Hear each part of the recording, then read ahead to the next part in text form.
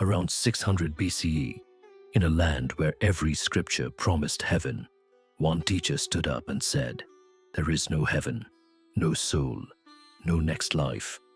While you live, live joyfully, and if you must borrow money to do it, borrow it."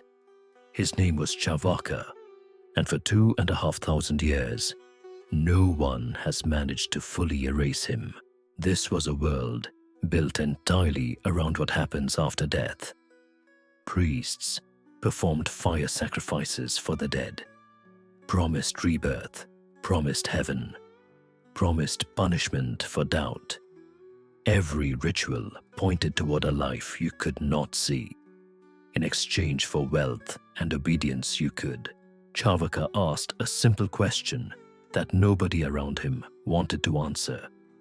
How do you actually know any of this is true? Who has seen this heaven?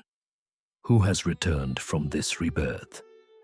He trusted only what could be directly seen, heard, or touched, nothing else.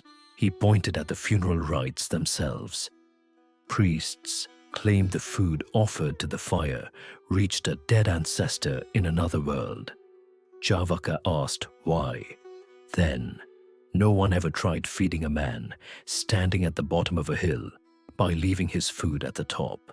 The rites for the dead, he said, were a livelihood invented by the priests who performed them, nothing more. He denied the eternal soul entirely. Consciousness, he argued, was not a separate hidden thing waiting inside the body. Mix betel leaf, lime, and areca nut, and a deep red color appears that existed in none of the ingredients alone. In the same way, life and awareness simply emerge when matter is arranged just right, and vanish completely when the body falls apart. Then he said the one thing that made him truly dangerous. The Vedas themselves, he claimed, were not infallible, composed by fallible men, sometimes contradicting themselves, protected only by the priests whose entire livelihood depended on no one asking questions. His most famous line has survived every attempt to bury it. Yavash jivet sukham jivet, rinam kritva kritam pibet. While you live, live happily. Even by borrowing, drink ghee.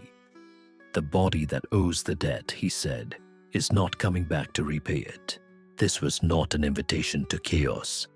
Charvaka's ethics were practical, not reckless. Pursue real wealth and real pleasure, because pain and pleasure cannot be separated, and because this life is the only one you will ever verify. It was a philosophy built for the world you can actually touch. His ideas were dangerous enough to appear inside India's most sacred epic. On the eve of Rama's exile, the minister Jabali told the prince there was no other world, no father, no duty beyond what serves the living, that Dharma itself was invented to control people. Rama's fury was instant. He called it the words of a denier and refused every word of it. The Mahabharata went further. After the Great War, a demon disguised as a wandering scholar approached the victorious king, Yudhishthira, and used the same cold logic. You have murdered your own kin. Nothing sacred protects you now. To break him with guilt, the assembled priests recognized the disguise and burned the demon where he stood. Not everyone treated his school as demonic. 2 centuries later, the statesman Kautilya listed Lokayata, Charvaka's school of the ordinary world, as one of only 3 legitimate branches of rigorous inquiry, alongside Samkhya and Yoga, worthy of training the mind of a king before it was ever recast as mere decadence. And then, almost entirely, he disappeared. Not one original Charvaka text survives today. Everything we know comes secondhand, from the writings of Buddhist, Jain, and Vedantic scholars who quoted him only in order to refute him. He had no monastery, no royal temple, no institution, to keep his words copied onto fresh palm leaves for the next generation.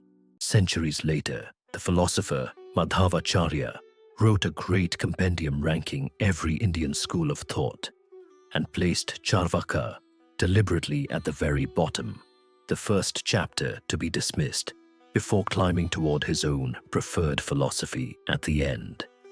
In trying to bury Charvaka as the lowest of all views, Madhvacharya became the very reason we still know what Charvaka taught at all.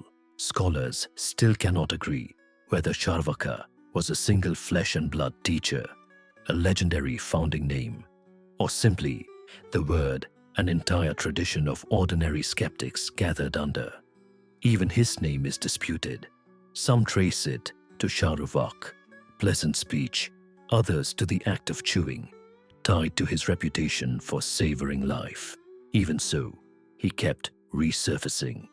19 and 20 centuries later, Indian rationalists and secular thinkers rediscovered him as one of the world's earliest recorded materialist philosophers, standing entirely independently beside Democritus in ancient Greece, half a world away. He left no temple and no scripture of his own, only a challenge aimed at every belief that came after him. Show me the soul you speak of. Show me the heaven. Until then, I trust only what I can see. Agree with him or not, he forced everyone around him to say why they believed what they believed, and that alone was revolutionary.